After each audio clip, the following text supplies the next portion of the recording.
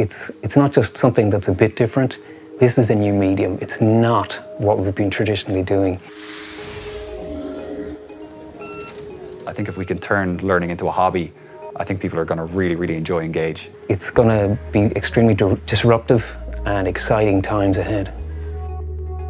Immersive VR education is dedicated to transforming the way educational content is delivered globally using virtual reality technology. We design educational experiences like the Apollo 11 experience, and then we also have our own education platform called Engage. Essentially, Engage is a distance learning tool that we can use to basically put educators and students together in the same room with digital representations of themselves so that they can focus on sort of any topic that they want. You can have your teacher, you can have your students with you, and you can go anywhere in the world or beyond and learn about really anything there is to learn by immersing yourself in that educational experience. It is going to help so many people that have difficulties with the current educational modes that we use. It's a very exciting new platform and a new medium to explore, and that's what we're doing here.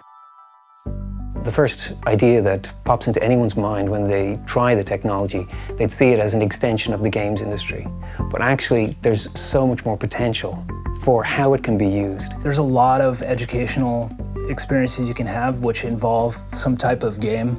And we're talking about immersing students who are used to playing games. Well, it is very much the same type of experience that you're coming out of it learning something as opposed to, you know, shooting people or something. I mean, we're all becoming more and more educated as the years go on. There's just global academic inflation going on.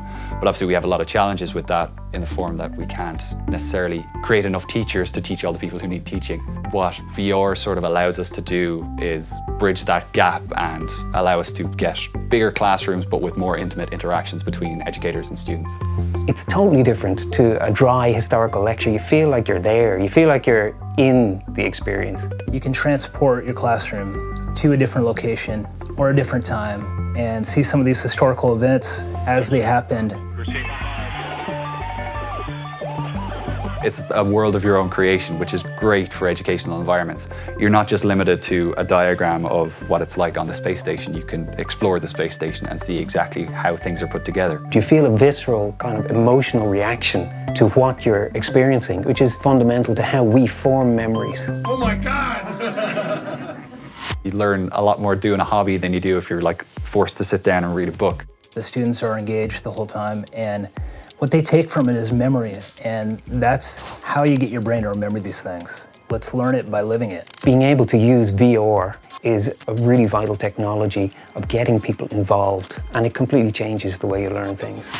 Essentially, we can have a lecturer or an educator use the entire space, which is great because it gives a greater sense of presence and allows the lecturer to communicate more clearly with the students. Sitting down in the one place doesn't make sense anymore. You want to get up. You want to go out and experience what you're looking at. And then having hand presence as well, it just opens up so many possibilities. Well, having all these together, it really hits like the sweet spot in terms of the experience that you want. The lecturers have a suite of tools where they can record their lectures and edit them and then publish them.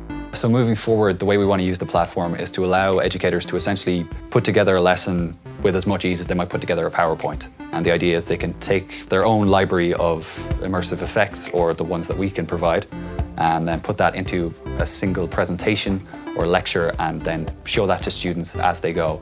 And it also allows educators to essentially bridge the gap for distance learning. You really do get that sense of being in the same room as another person. The key tools to make it as interactive as possible is allowing the students to be able to communicate with each other. Some of the most important learning experiences are not only with your lecturers or with even the content of the curriculum, but what you learn from collegiality and debate, and we're trying to facilitate that for the students.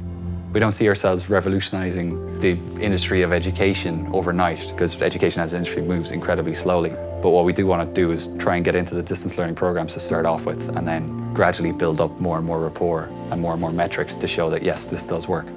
Traditional institutions are obviously, change is difficult. That's probably the biggest challenge for us is convincing educators that yes, this is the right step forward and that yes, now is the right time to do it. It's bringing fun and interest and excitement and involvement to any topic that you're going to use on the platform. The first reaction we want people to have is, I wish I had learned that way in school. It's great to be part of something that you think is going to make a positive impact. I mean, you couldn't ask for anything more, really. The technical challenges have been met. It's just a question of showing it to people. And once they try it, they understand.